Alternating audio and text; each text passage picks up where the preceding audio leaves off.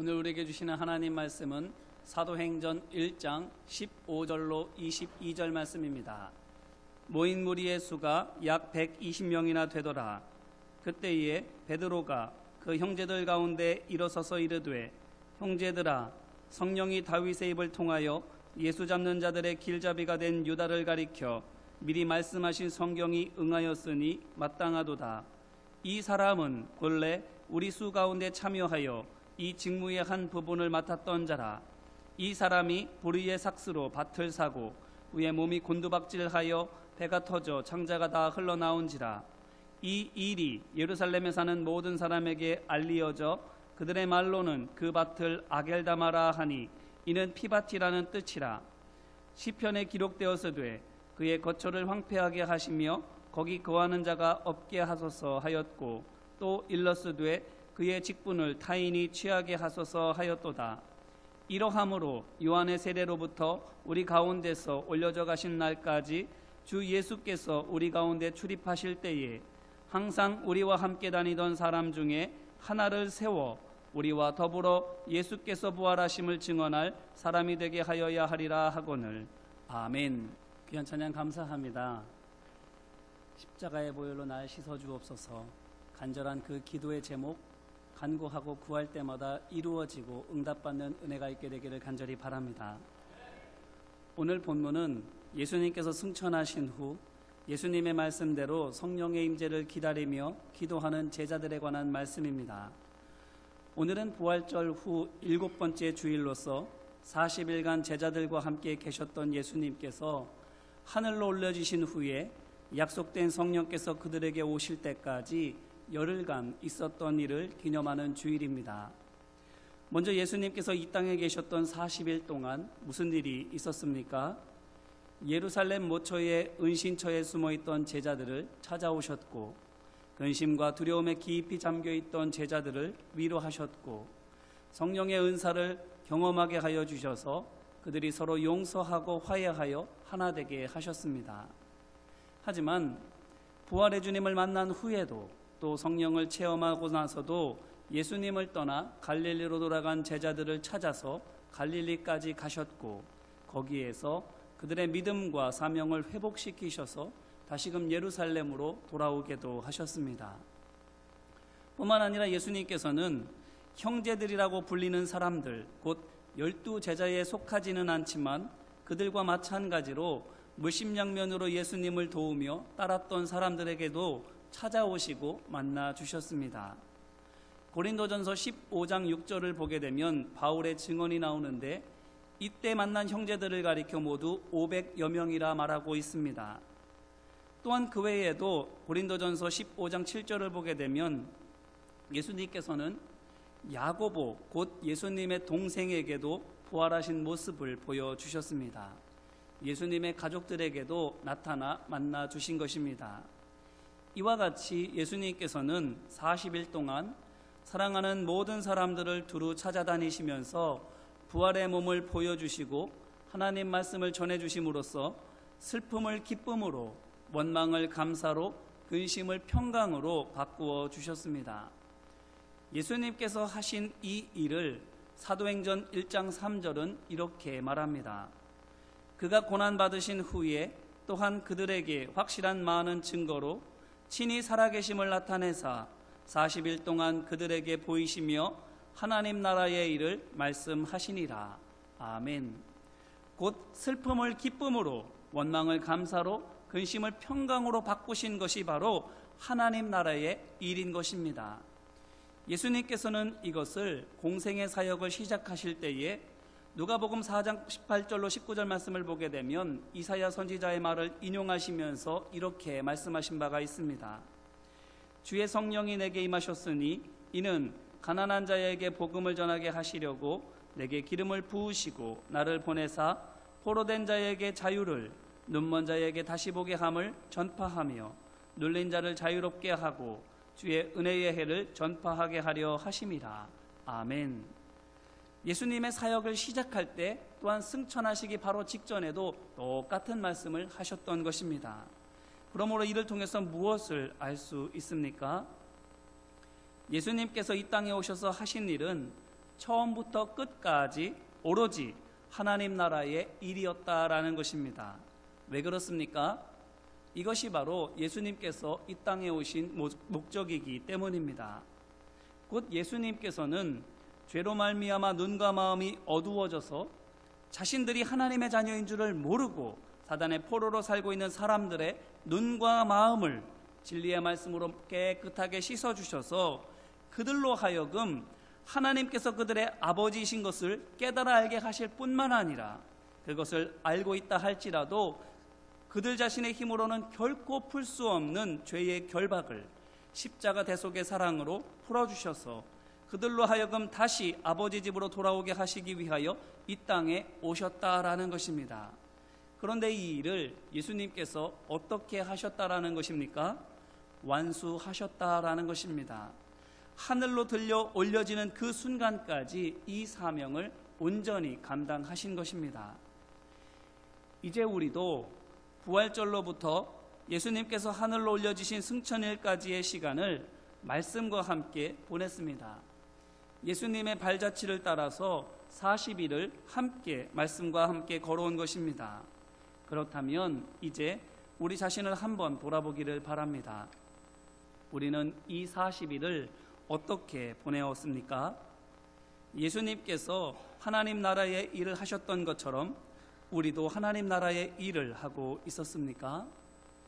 우리와 함께 하고 있는 믿음의 형제 자매들을 찾아가고 만나서 슬픔을 기쁨으로, 원망을 감사로, 근심을 평강으로 바꾸어 주었습니까? 또한 우리가 사랑하는 부모와 형제 그리고 이웃을 찾아가고 다가가서 슬픔과 고통을 위로해주고 천국의 소망을 전하여주고 믿음으로 승리할 수 있도록 힘써 붙들어 주었습니까? 아니면 마치 예수님께서 부활하시지 않은 것처럼 여전히 슬픔과 염려 속에, 심지어는 원한과 분노 속에 잠겨 있었습니까? 바라기는 예수님께서 부활하셨음을 믿는 우리 모두가 되기를 간절히 바랍니다. 부활의 믿음으로 하나님 나라의 기쁨과 평강과 능력을 전하여주고 보여주는 예수 그리스도의 제자된 우리 모두가 되기를 소망하고 축복합니다. 보십시오. 마지막까지 사명을 감당하신 예수님을 하나님께서 하늘로 올리시지 않습니까? 빌립보서 2장 9절 말씀에 있는 것처럼 하나님께서 예수님을 높이셔서 모든 이름 위에 뛰어난 이름이 되게 하시지 않습니까? 그런데 예수님께서 우리에게 또한 무엇을 약속하고 있습니까? 요한계시록 2장 25절로 28절입니다. 다만 너희에게 있는 것을 내가 올 때까지 굳게 잡으라. 이기는 자와 끝까지 내 일을 지키는 그에게 만국을 다스리는 권세를 주리니 그가 철장을 가지고 그들을 다스려 질그릇 깨뜨리는 것과 같이 하리라. 나도 내 아버지께 받은 것이 그러하니라. 내가 또 그에게 새벽별을 주리라. 아멘. 곧 예수님께서 하나님께로부터 받으신 권세와 능력을 우리에게도 주시겠다고 하시는 것입니다. 어떻게 하면? 우리에게 맡겨주신 하나님 나라의 일을 끝까지 예수님께서 다시 오실 때까지 붙들고 지켜 행하면. 그러므로 이제 이 말씀에 힘입어서 믿음으로 결단하는 우리 모두가 되기를 간절히 바랍니다. 연약한 자를 믿음으로 붙들어 주겠노라고, 근심하는 자에게 소망을 주겠노라고, 슬퍼하는 자를 십자가의 사랑으로 위로하리라고. 언제까지? 부르심을 받는 그날까지, 하늘로 올리시는 그날까지 내게 주신 이 사명을 제가 감당하겠습니다라고 믿음으로 결단하고 나아가는 우리 모두가 되기를 주님의 이름으로 축원합니다. 이렇게 40일이 지나서 예수님께서 하늘로 올라가셨는데 이제 홀로 남겨진 제자들이 이제 어떻게 하고 있습니까? 오늘 본문 바로 앞에 있는 사도행전 1장 12절로 14절 말씀을 보니 제자들이 예수님께서 들려 올려지신 감람산에서 그들이 은신처로 삼고 있던 곳으로 돌아오게 됩니다. 그리고는 제자들과 형제들 그리고 예수님의 가족들이 함께 모여 기도합니다. 곧 40일 동안 예수님께서 만나주셔서 말씀으로 사랑으로 그들에게 믿음과 소망을 굳게 해주셨던 사람들이 그곳에서 마음을 같이 하면서 기도에 전념하기 시작하는 것입니다. 그런데 그들이 모두 얼마나 됩니까? 오늘 말씀 15절 전반부입니다. 모인 무리의 수가 약 120명이나 되더라. 아멘. 부활하신 예수님께서 만난 사람들이 몇 명이었다고 아까 말씀드렸습니까? 형제들만 500여 명이었습니다. 거기에 제자들과 예수님의 가족들까지 합치면 적어도 15명 이상이 그 수에 더해지게 됩니다. 그런데 오늘 말씀에서 함께 모여 기도하고 있는 사람들이 몇 명입니까? 120명이 채 되지 않습니다. 40일이 지나는 동안 약 400명 정도가 없어진 것입니다. 왜 이렇게 수가 차이가 날까요? 그리고 오늘 말씀은 왜 이렇게 사람의 수를 굳이 기록에 남겨놓았을까요? 물론 여러 가지 이유가 있을 수 있겠지만 14절에 언급된 사람들을 통해서 한 가지 특이한 것을 발견할 수 있습니다. 14절 전반부입니다. 여자들과 예수의 어머니 마리아와 예수의 아우들과 더불어. 아멘. 곧 함께 있는 사람들 중에 예수님의 동생들이 있는데 이에 대한 그리스어 원문 표현을 보게 되면 아델포이스 아우투 이렇게 말하고 있습니다. 곧 말하자면 그의 남자 형제들이다라는 것입니다. 그런데 예수님께 남자 형제들만 있었습니까? 아닙니다. 예수님께는 여동생들도 있었습니다. 마태복음 13장 55절 56절입니다. 이는 그 목수의 아들이 아니냐? 그 어머니는 마리아, 그 형제들은 야고보, 요셉, 시몬, 유다라 하지 않느냐? 그 누이들은 다 우리와 함께 있지 아니하냐? 아멘. 여기에서 예수님의 고향 사람들이 예수님의 여동생들에 대해서 그들은 우리와 함께 있다라고 말하는 것이 무엇을 의미하겠습니까? 바로 이들이 고향에 있는 사람들과 결혼하였다라는 것이지요. 그렇기 때문에 남동생들과는 다르게 가정에 매여 있는 것입니다. 그래서 이 사람들이 우리와 함께 있다고 말하는 것이지요. 그런데 이 여동생들이 가정에 매여 있느라고 아무 데도 가지 못합니까? 아닙니다. 왜냐하면 예수님께서 권능을 행하실 때에 예루살렘으로부터 온 서기관들이 예수가 미쳤다고 험담하고 모함하는 소문을 냅니다. 그래서 처음에는 예수님의 친척들이 예수님을 집으로 잡아가려고 왔었고 그 다음에는 예수님의 가족들이 찾아오게 됩니다. 그런데 그때 보니 예수님의 여동생들도 그 자리에 함께 옵니다. 마가복음 3장 31절로 32절입니다. 그때에 예수의 어머니와 동생들이 와서 밖에 서서 사람을 보내어 예수를 부르니 무리가 예수를 둘러앉았다가 여짜오되 보소서 당신의 어머니와 동생들과 누이들이 밖에서 찾나이다. 아멘. 말하자면 이런 겁니다. 큰 오빠가 염려돼서 만사를 제쳐주고 어머니와 남자 형제들과 함께 찾아온 것이지요. 그런데 이때 외에는 이 여동생들은 성경 어디에도 나오지 않습니다. 예수님께서 십자가에 달리실 때나 무덤에 장사되셨을 때에도 어머니 마리아를 비롯해서 여러 여인들이 함께 하지만 예를 들면 예수님의 이모도 있고 막달라 마리아와 요한나도 있고 심지어 야고보의 어머니도 함께 있지만 이 여동생들은 그곳에 함께 있지 않습니다. 뿐만 아니라 예수님께서 부활하시고 승천하실 때에도 또한 오늘 말씀에서도 볼 수 있는 것처럼 마음을 모아 함께 기도하는 그 자리에도 그들은 없는 것입니다. 이것이 무엇을 의미하겠습니까? 예수님의 여동생들은 예수님을 믿지 못했다라는 것입니다. 어머니도 남자 형제들도 피 한 방울 섞이지 않은 제자들과 형제들도 모두 예수님께서 하나님의 아들이신 것을 믿게 되었는데도 이들은 믿지 못하는 것입니다. 그렇기 때문에 같이 갈 수가 없는 것입니다. 그러므로 이를 통해서 무엇을 알 수 있습니까? 믿어지는 것이 바로 은혜다라는 것입니다. 보십시오. 500여 명이었는데 이들 모두 부활하신 예수님을 만났는데 그 중에 400여 명이 떠나고 없지 않습니까? 보았는데 예수님과 만나서 대화도 하고 그의 몸을 만지기까지 했는데 그럼에도 불구하고 400여 명이나 떠나버린 것입니다. 그렇기 때문에 고린도전서 12장 9절 말씀은 믿음을 은사라고 소개하고 있는 것입니다. 우리 안에 있는 어떤 능력이 아니라 하나님께서 주시는 선물이라 하는 것입니다.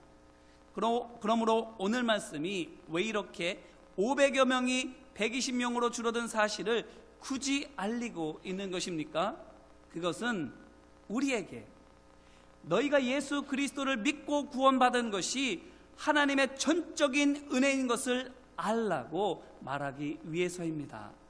우리가 얼마나 놀라운 은혜를 받은 것인지를 분명하게 알게 하시기 위해서 그 숫자를 대비시켜서 보여주고 있는 것입니다.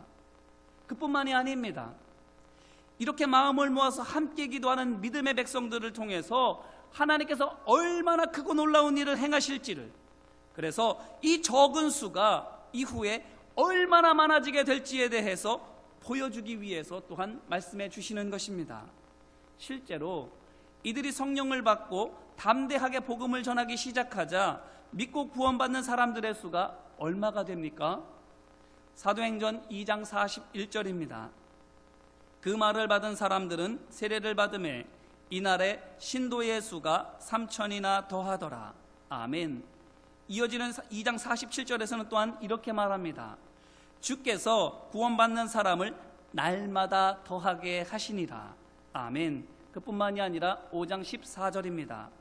믿고 주께로 나오는 자가 더 많으니 남녀의 큰 무리더라. 아멘. 날이 갈수록 기하급수적으로 많아지게 되는 것입니다. 날마다 더하게 하여 주시는 것입니다. 120명도 채 안 됐는데 그 사람들을 통하여 오늘날 우리가 함께 예배함과 같이 수많은 하나님의 백성들을 이루어 주신 것입니다. 이제 이 말씀으로 우리 자신을 돌아보기를 간절히 바랍니다. 하나님을 내 아버지로 믿을 수 있고 예수님을 내 구세주로 영접할 수 있는 것은 전적인 하나님의 은혜인 줄로 믿습니다. 구원받아 천국 백성이 될 수 있도록 예정하시고 우리를 택해 주신 것입니다. 제가 예전에 섬겼던 교회에 지금은 이미 고인이 되셨지만 6.25 전쟁 때 이북에서 피난 오신 분이 한 분 계셨습니다. 그런데 이분은 평소에 전도를 많이 하기로 소문이 자자했던 분이셨습니다. 이분이 왜 이렇게 전도를 많이 하시게 되었는가 하면 그 사연을 들어보면 이렇습니다. 이분이 1950년 12월에 흥남항에서 철수하는 미군들과 함께 배를 타고 피난 오셨습니다. 어렵게 흥남부두까지 왔는데 사람들이 너무 많아서 도무지 배에 탈 길이 없었더랍니다. 그런데 어느 날 가까스로 부두 끄트머리 쪽까지 가서 사람들 틈바구니에 섞여 있었는데 배에 타고 있던 어떤 아주머니가 이분을 가리키면서 얘가 내 동생이라고 꼭 같이 가야 한다고 배 위에 있는 군인에게 사정 하더랍니다. 일면식도 없는 사람이었는데 자신을 향해서 그렇게 애원하고 간청하니 배에 태워주게 되었지요. 그래서 배를 탄 뒤에 그 아주머니에게 여쭤보았답니다. 왜 저를 태워주셨냐고, 혹시 저를 아시느냐고. 그랬더니 그분이 하시는 말씀이 내가 교회 다니는 사람인데 피난통의 가족들은 다 어디 있는지 모르겠고 마지막까지 어떻게든 찾아봐야지 하면서 찾고 찾았는데 배가 떠나는 이 순간에도 도저히 찾을 수가 없어서 낙심이 되었어요. 그런데 여태 전도 한번 하지 못했는데 내 가족은 못 구해도 누구 한 명이라도 살려야지, 이런 마음이 내게 들었어요. 그래서 딱 쳐다보았는데 네가 보인 거야, 이렇게 말씀을 하더라는 거예요. 잘생겨서도 아닙니다. 똑똑해서도 아닙니다. 열심히 손을 흔들며 누구라도 나 좀 태워달라고 했지만 그건 누구나 다 하고 있었던 일입니다. 한마디로 구원받을 어떤 남다른 조건이 있지 않은 것입니다. 그런데 이와 같은 것은 그분 혼자만의 것이 아니라 우리도 또한 마찬가지 아닙니까? 우리가 진리를 믿을 수 있는 이해력이나 통찰력을 가져서 믿을 수 있는 것이 아니라 하나님께서 진리가 믿어지는 믿음을 주셨기 때문에 우리가 믿을 수 있는 것입니다. 믿을 수 있도록 우리를 택해 주신 것입니다. 그렇다면 믿음이 값없이 주신 하나님의 은혜의 선물이라고 한다면 우리는 어떻게 해야 하겠습니까? 자격이나 공로에 의한 것이 아니기 때문에 항상 겸손해야 할 줄로 믿습니다. 항상 겸손하게 베풀어 주신 은혜와 사랑을 감사하는 삶을 살아야 하는 것이지요. 또한 그러한 삶이 어떤 삶입니까? 베드로전서 2장 9절 말씀에서 권면하는 것처럼 하나님의 구원의 은혜를 힘써 전하는 복음의 증인된 삶인 줄로 믿습니다. 그러므로 바라기는 믿음을 주셔서 구원받게 하시고 하나님의 일을 하게 함으로 말미암아 풍성한 상급도 주심에 감사하며 이 믿음을 잃지 않도록 힘써 마음을 지키는 우리 모두가 되기를 주님의 이름으로 기원합니다. 목숨을 걸고 주신 이 믿음을 우리도 또한 목숨을 걸고 지켜가며 또한 그 목숨을 건 사랑으로 다른 사람들을 세워주고 살려주어야 하는 것입니다. 그러면 오늘 말씀에서처럼 믿도록 택하심을 받은 사람들은 이제 어떻게 합니까? 15절 말씀을 보니 함께 기도하고 있는 중에 베드로가 일어서서 말하기 시작합니다. 무엇을 말합니까? 16절에서부터 22절까지 쭉 말하고 있는데 그 내용인즉슨 가룟 유다가 예수님을 배신하고 자살한 것은 모두 다 선지자의 예언대로 된 일이다라는 것입니다. 일어난 모든 사건들이 말씀 속에 기록된 대로 된 것이라고 말하고 있는 것입니다. 그런데 이 말씀은 이미 예수님께서 말씀하신 적이 있습니다. 요한복음 17장 12절입니다. 내가 그들과 함께 있을 때에 내게 주신 아버지의 이름으로 그들을 보전하고 지키었나이다. 그 중에 하나도 멸망하지 않고 다만 멸망의 자식뿐이오니 이는 성경을 응하게 함이니이다. 아멘. 베드로가 하는 말과 예수님께서 하신 말씀이 똑같은 거예요. 그리고 그 말씀은 하나님의 말씀을 근거로 하고 있습니다. 이것이 무엇을 의미합니까? 바로 베드로가 예수님의 말씀을 기억했고 또한 그 말씀을 이제 이해했다라는 것입니다. 얼마 전까지만 해도 어땠습니까? 가룟 유다가 도대체 왜 배신했는지, 어떻게 그렇게 나쁜 짓을 할 수 있었는지, 또한 어떻게 자살이라고 하는 어리석은 선택을 내릴 수 있었는지 도무지 알 수가 없었습니다. 그들에게 이루어진 일들도, 그들 삶 가운데 나타난 모든 일들도 도무지 납득이 되지 않았습니다. 그래서 에이 나쁜 자식, 도대체 이런 일들이 왜 있을 수 있을까 원망하고 미워하고 안타까워하고 있었습니다. 그런데 지금은 어떻다라는 것입니까?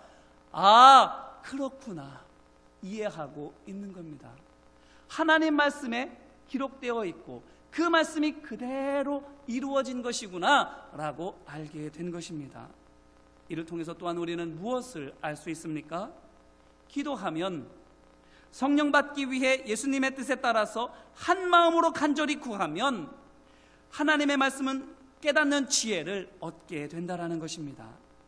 마치 압력밥솥에서 쌀이 익어가면서 칙칙칙칙 소리가 나는 것처럼, 또한 예수님께서 오시기 전에 세례의 요한이 먼저 와서 그 오실 길을 예비하는 것처럼 성령께서 능력으로 임하실 준비가 제자들에게 말씀을 깨닫는 지혜로 징조로서 나타나고 있는 것입니다.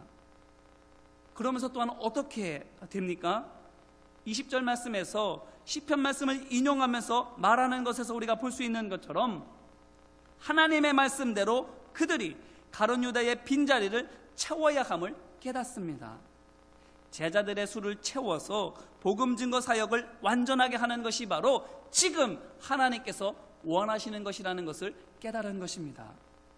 아까는 말씀이 내 삶에 이미 다 기록되어 있구나, 말씀으로 내가 내 삶을 바라보아야 하겠구나 라는 것을 깨달았다면 이제는 또한 무엇을 아는 것입니까? 아, 내 삶은 말씀을 이루는 삶이 되어야 하는구나 라는 것을 깨닫았다는 것입니다. 그래서 21절로 22절 말씀을 보니 베드로가 이렇게 말합니다. 이러함으로 요한의 세례로부터 우리 가운데서 올려져 가신 날까지 주 예수께서 우리 가운데 출입하실 때에 항상 우리와 함께 다니던 사람 중에 하나를 세워 우리와 더불어 예수께서 부활하심을 증언할 사람이 되게 하여야 하리라 하거늘. 아멘. 곧 베드로가 그리고 다른 제자들과 형제들도 모두 하나님 말씀으로 그들에게 일어난 일의 모든 일들을 깨달았을 뿐만 아니라 하나님 말씀으로 이제 그들이 무엇을 해야 하는지도 알게 된 것입니다. 그리고는 23절로 26절 말씀에서 볼 수 있는 바와 같이 요셉과 마띠아를 천거하고 이 둘을 놓고 기도한 후에 제비를 뽑아서 마띠아를 선출하게 되는 것이지요. 자, 그런데 보십시오. 이때부터 성경은 제자들에 대해서 뭐라고 부르기 시작합니까? 26절 말씀입니다. 제비 뽑아 마띠아를 얻으니 그가 11 사도의 수에 들어가니라. 아멘. 사도행전에서는 이전까지만 해도 이들을 가리켜 제자들이라고 불렀는데 이제부터는 누구라고 부르는 것입니까? 사도들이라고 부르는 것입니다. 이것이 무슨 차이입니까? 간단하게 말하면 제자들은 배우는 사람들이지요. 하지만 사도들은 어떤 사람들입니까? 가르치는 사람들입니다. 이것이 무엇을 의미하겠습니까? 하나 되어 함께 성령을 구하라는 예수님의 뜻에 따라서 한 마음으로 기도했더니 전에는 내가 중심이었던 제자들이 이제는 말씀이 중심에 있는 말씀의 종이 곧 사도가 된다라는 것입니다. 성령에 따라서 기도했더니 한 마음으로 함께 모여 기도했더니 하나님의 말씀으로 내 삶을 볼 수 있게 되고 또한 하나님의 뜻을 이루어가는 구원의 사역을 감당할 수 있는 능력의 종이 되고 있는 것입니다. 이제 이 말씀으로 또한 우리 자신을 돌아보기를 간절히 바랍니다. 오늘 말씀을 보니 하나님의 뜻에 따라서 기도할 때에 어떤 표징이 나타납니까? 하나님의 말씀이 중심에 섭니다. 진리가 말하고 행동하고 살아가는 모든 것의 기준이 되는 것입니다. 말씀을 이루는 삶, 말씀대로 사는 삶이 되는 것입니다. 그렇기 때문에 이와 같은 삶은 힘들고 어려워도 낙심하거나 원망하거나 비방하지 않습니다. 모든 것에 감사합니다. 왜 그렇습니까? 이것을 통해서 이루기를 원하시는 하나님의 뜻이 분명히 있음을 믿기 때문입니다. 전화위복이 되게 하시고 합력하여 선이 되게 하시는 하나님의 놀라운 은혜가 그 가운데 있음을 알고는 두려워하지 않게 되는 것입니다. 좋고 기쁜 일에도 자고하거나 자랑하지 않습니다. 모든 것을 다 하나님께서 하셨음을 믿기 때문에 내가 한 것은 아무것도 없음을 고백하기 때문에 나를 내세우지가 않는 것입니다. 이와 같이 하나님의 말씀으로 나의 삶을 들여다봅니다. 그뿐만 아니라 말씀을 따라가게 됩니다. 말씀을 이루게 됩니다. 어떤 장벽이 있어도 괜찮습니다. 내 능력이 부족해도 상관없습니다. 오직 말씀만을 바라보기 때문에 또한 그 말씀이 온전히 이루어질 것을 믿기 때문에 염려 없이 환경과 조건에 구애받지 않고 담대하게 믿음의 길을 걸어가게 되는 것입니다. 그 담대하게 하나님의 뜻을 이루어가는 그 첫 번째가 오늘 말씀에서는 무엇이라고 말씀하십니까? 모임을 온전하게 하는 것이다 라는 것입니다. 한 명이 비워져 있는 그 빈자리를 채움으로 말미암아 그들을 온전하게 하는 것이 바로 첫 번째로 그들이 해야 할 일임을 말해주고 있는 것입니다. 채워야 되는 겁니다. 채워야만 제자에서 사도로 바뀌게 되는 것입니다. 마치 요한복음 2장 말씀에서 예수님께서 가나의 혼인잔치에서 항아리의 아구까지 물을 채우라고 하셨을 때에 또한 그렇게 채웠을 때에 물이 포도주로 바뀌었던 것처럼 그 빈자리를 채웠을 때에 제자가 사도로 바뀌어지게 되는 것입니다. 자, 그렇게 되니 어떻게 되는 겁니까? 우리가 너무나도 잘 알고 있는 것처럼 사도행전 2장 말씀은 성령을 받는 것에서 시작합니다. 함께 모여 하나님의 뜻에 따라 기도하고 말씀이 내 삶의 기준이 되고 말씀을 이루어가기를 결단하니 성령이 능력으로 임하게 되는 것입니다. 사도로서의 직무를 감당하게 되는 것입니다. 그러므로 이제 이 말씀으로 우리 자신을 돌아보기를 간절히 바랍니다. 말씀으로 우리를 채우기를 간절히 바랍니다. 우리 안에 무엇이 차 있습니까? 생각입니까? 고집입니까?